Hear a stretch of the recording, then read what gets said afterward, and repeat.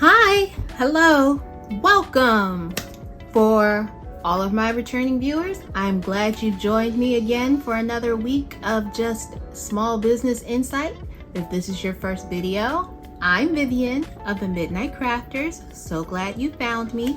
Welcome to my small side of the internet. I am a small business primarily focused on crochet plushies and the like. So this video, I am focused on providing what I promised this whole time. As my summer markets have officially wrapped up, I am now going to go over all of my markets that I have been a part of for the summer to give you insight into how they went. That includes May, June, July, and August. So that's what I will discuss today. Now, I'll give you some broad oversights of things, only because there are some parts that I didn't really document, like gas, or if I purchased food, things like that I didn't really write down.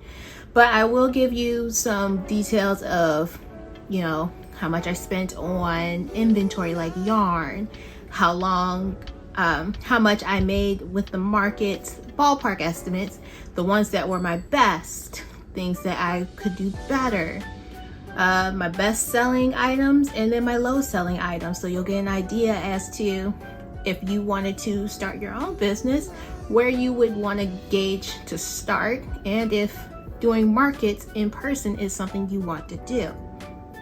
So let's get right into it. So the first thing I'm going to do is look at what overall was my take home, if you will. So jumping into it, looking at my sales total from May to August, my gross sales were just over $2,000 and my net sales was just under $2,000. So gross sales are the items that I sold total. Net sales is what I actually get to take home.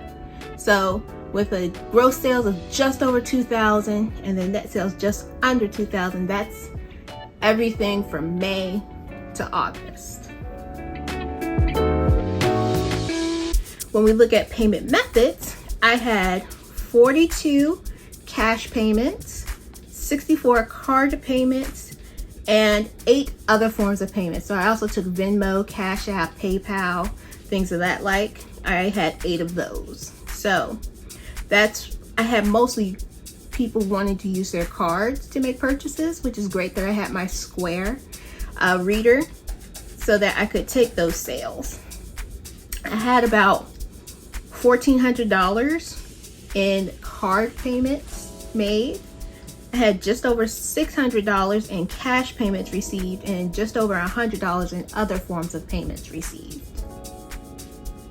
And then of course I always get charged a Square fee for whatever card payment I take. So that came out to be total around $46-ish for all of those fees. And then of course I had some sales where people were returning customers, so they did get discounts, like a loyalty discount.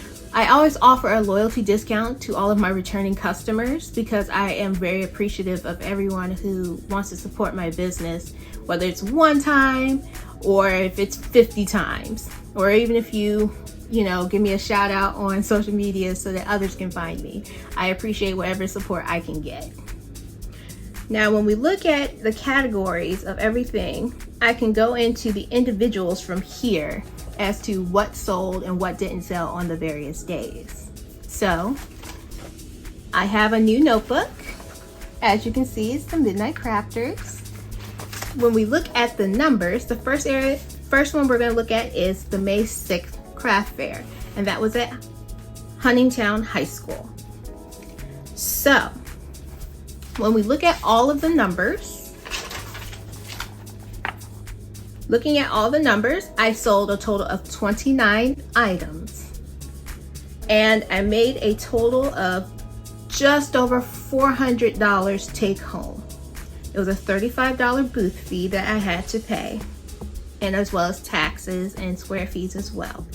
but my gross sales was almost $500 from this one event. So with just over $400 as money I get to take home, when you consider the taxes, square fees, and booth fees and things of that like, it's a pretty good deal. And I didn't buy yarn for this, so I didn't have to spend money on yarn for this particular event.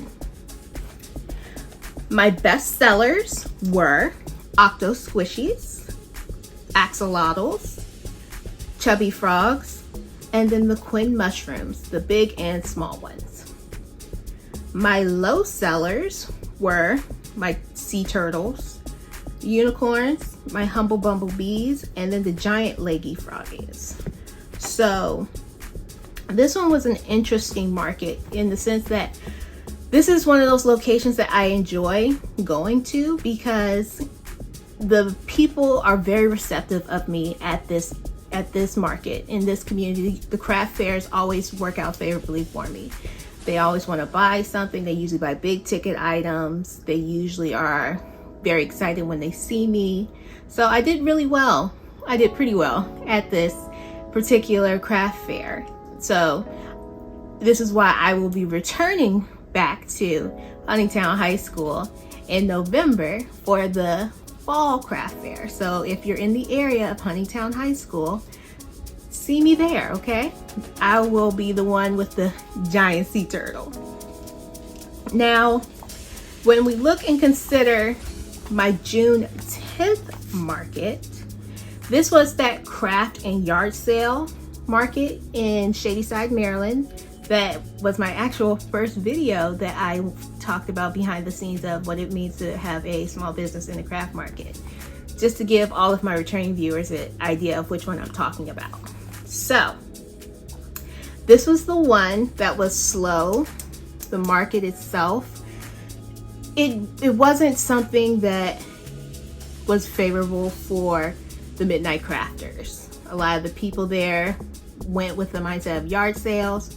While I was one of the more popular vendors there, I still only sold about 17 items. So it was one of those events that I said that if I don't have things already ready to go to sale, I wouldn't do it again. But if I had items to sell off and the booth fee stays to be around $25, $35, I would do it again, but with my hopes not being high. Because when we look and consider, of the 17 items that I sold at this particular market, my gross sales was $204.58, okay? But my net sales only got me $193. Now, when you consider my booth fees, you consider the yarn I had to purchase, taxes, I ended up taking home $8. So, like I said, if this is an event that stays affordable, where I don't have to spend a lot of money to actually participate, and I have a free weekend and I have nothing I'm doing that weekend, I would do it again because it was an easy place to be. The people were receptive. It just, the mindset of having the craft fair part with the yard sale part really tanked it. But like I said, it wasn't that far from me. It was a good day. I enjoyed myself while I was there. So I would do it again, just with all of those caveats needing to be met. So my best sellers were Chubby Frogs, Leggy Frogs, and the Axolotls, the small and medium axolotls. My big plush axolotls don't really sell at markets, but you know, the smaller axolotls I usually sell very well at whatever market I go to. My low sellers were my sea turtles, my Tiana turtle sea turtles, and the Octo Squishies. Surprisingly, they weren't big sellers, but the Chubby Frogs, Leggy Frogs, and Axolotls were, because those were some of my more affordable items. And of course I had some one-off sales, like a unicorn I sold scrunchie. So those small items, in addition to those one-off items, I did okay. considering all factors.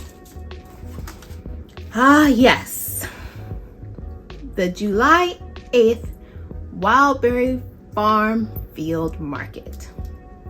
This is the one that was in Crownsville, Maryland.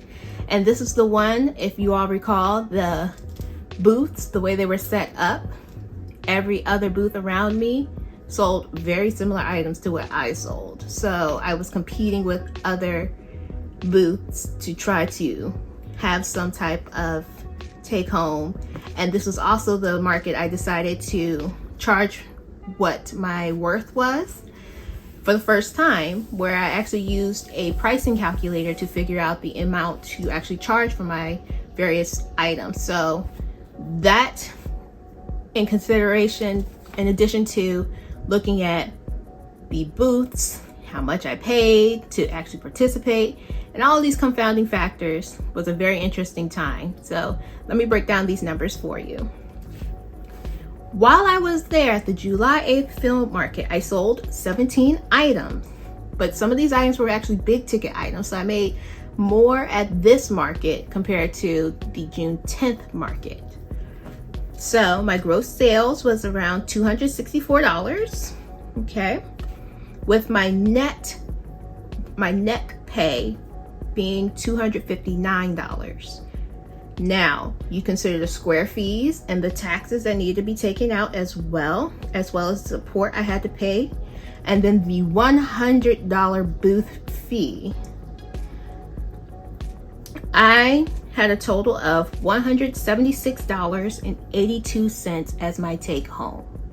And again, I made that much where you consider I had 3 other booths selling similar items to me. I had increased how much I charged for my items, and I had to pay $100 to participate. So $176.82 was impressive to me at that time. My best sellers for this market were my chubby frogs as well as the Tiana turtles. My low sellers, interesting enough, were my mushy boys. I only sold 1 at this market. My axolotls actually did not sell well at this market. I only sold like 2 of the 4 I had, and they usually sell out of those. But again, that's because someone down that was just 1 row down from me had the exact same thing for a cheaper price. So that person was actually able to sell more of their axolotls compared to what I could sell. My Octo Squishies, same situation. They were a low seller because of that. And my Leggy Froggies. So when my low sellers are usually my best sellers, that tells you a little bit about that market. But I did go back, and I will discuss that next. So hold on tight. I got another market in between, which was my favorite market to do. It was the August 5th market, the Craft and Flea Market at the Anne Marie Arts and Sculpture Garden, down there, all the way down an hour away from me. Well, it's more than an hour. But I sold a lot of items that day. That was the one I sold 40 items. You remember me talking about it?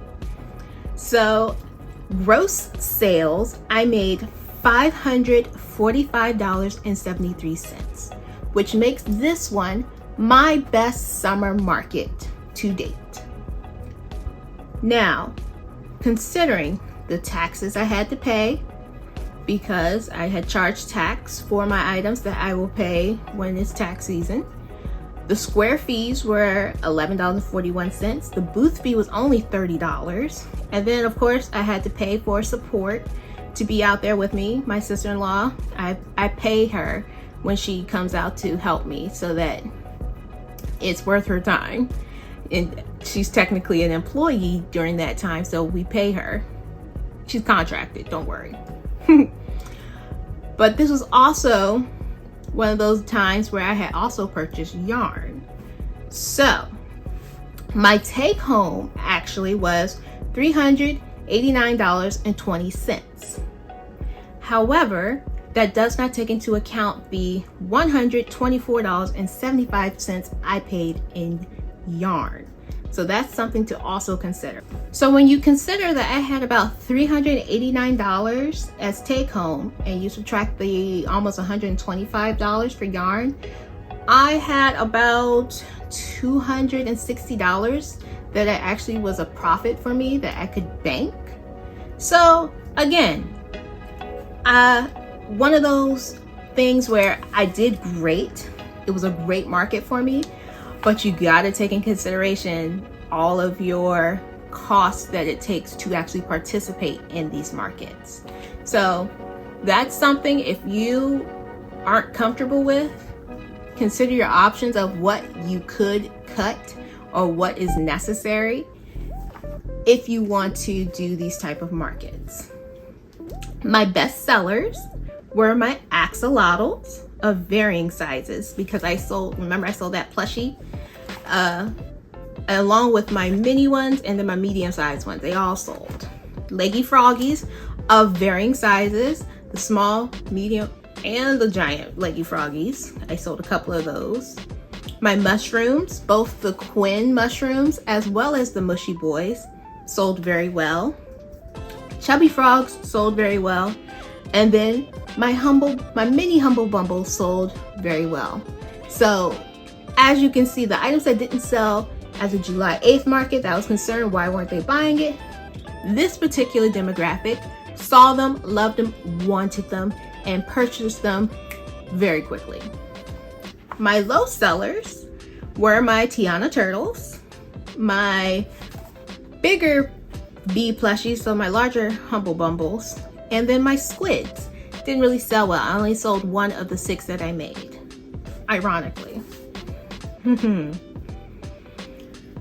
Yes, August 26th, Wildberry Field and Market. So this is the one that I did to help me to know whether or not this was a demographic I wanted to continue to entertain, or if I would just let this one go altogether. So at this particular market, it was the same one from the July 8th one, same location. However, this time I was the only marketer doing crochet plushies the way I was. And there were a few who had plushies as well, but they also had other items that they were selling in addition to those plushies. But we were all spaced apart this time. So there were plenty of other vendors selling other items that we didn't have in between us to give the customers space to be able to see us in our booths individually without necessarily comparing everything, because we are right next to each other. So that was an added benefit. The booth fee was still $100, which was one of those situations where I really wish it weren't, because that really worried me if I would make my booth fee back, if you recall me speaking on that, because it was a very slow first hour. I didn't make my first sale till 9:52 a.m. and the event started at 9 a.m. So I was very worried about how it would go, but it picked up over time.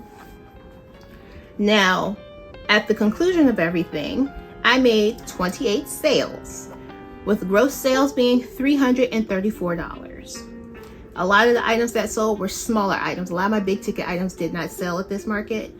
People at this one preferred the smaller $5, $6 items, which is fine, but that's why I have a high number of items sold, but didn't make as much money as I had at my previous August 5th one. So let's keep that in mind. I did get tips because I updated my features of being able to use my iPad to be able to do my payments for my POS. And with doing that, Square offers this feature where people have the option of paying tips. So when I removed myself from the payment process and allowed the customer to pay for everything for themselves, they were more inclined to want to tip, as opposed to, when I used my phone, they were less inclined. And I'm fine. I did not try to pressure anyone to do anything they didn't want to do. And I greatly appreciated every tip that was received. So I was happy to see that people were willing to tip for my product and my service, and the interaction they had with me, they saw as positive. But we also have to consider the gross sales also came with, you know, the fees that always come with it when I always do these markets. So the taxes, the square fee, the booth fees, and my supports. So the taxes were about $20.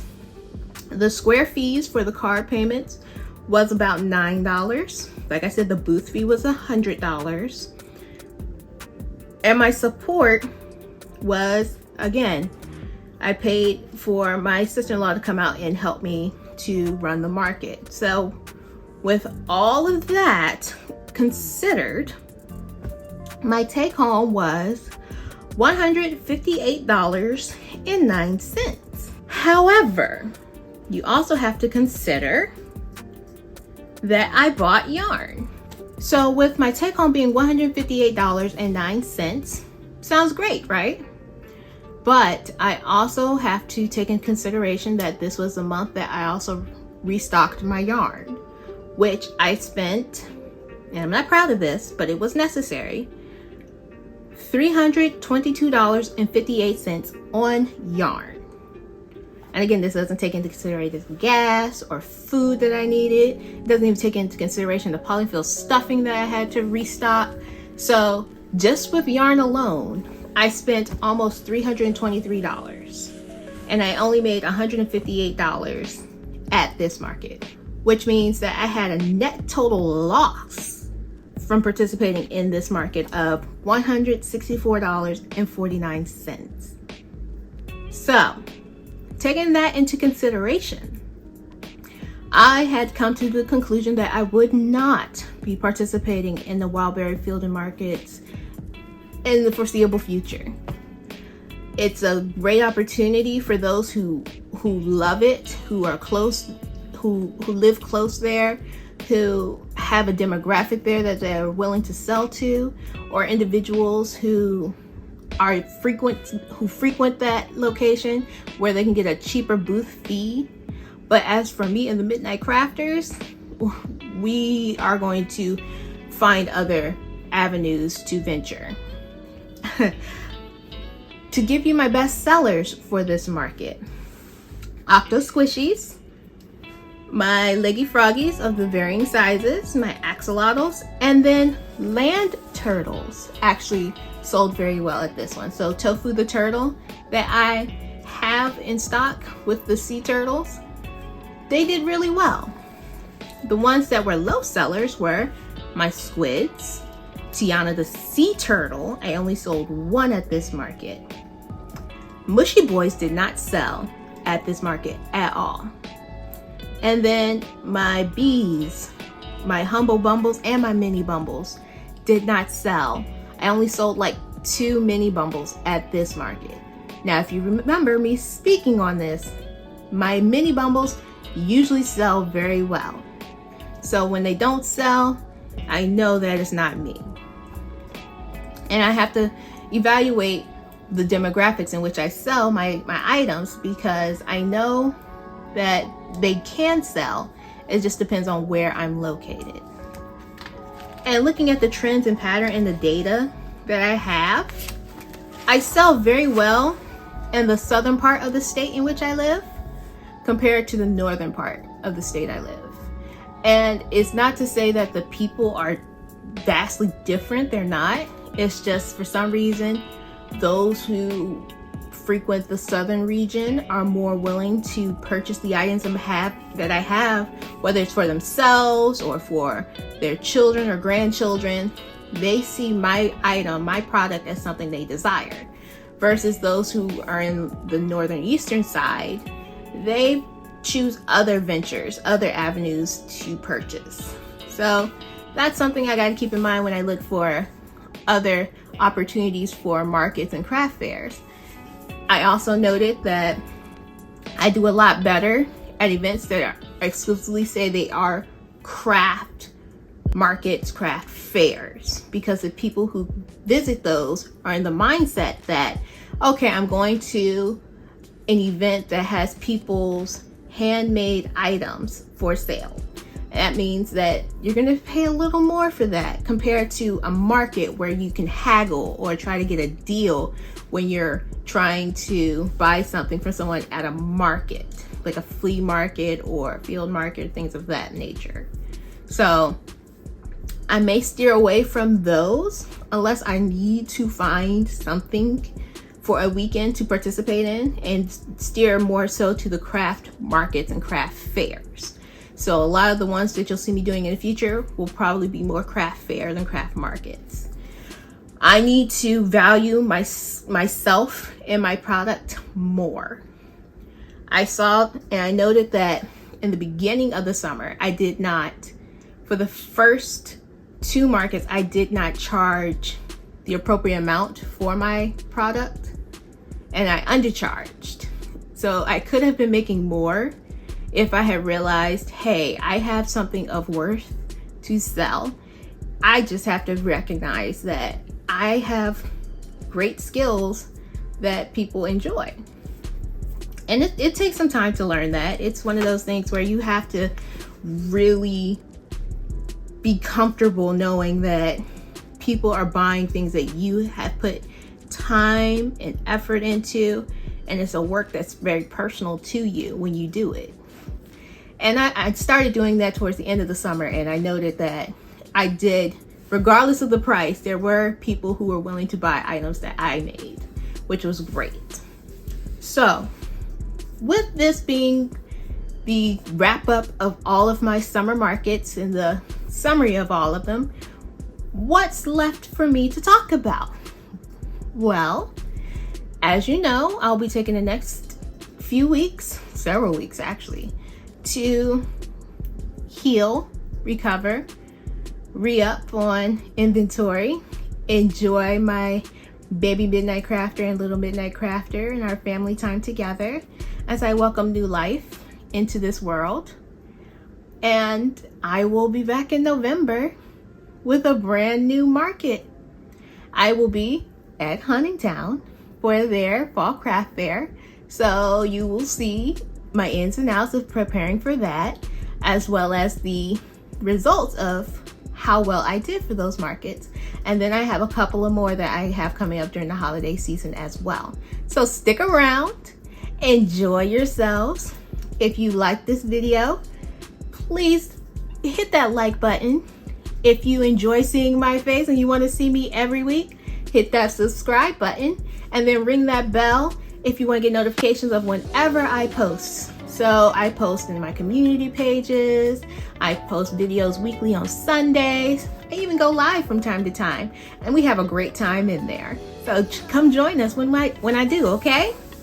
But until next time, goodbye, farewell, please take care.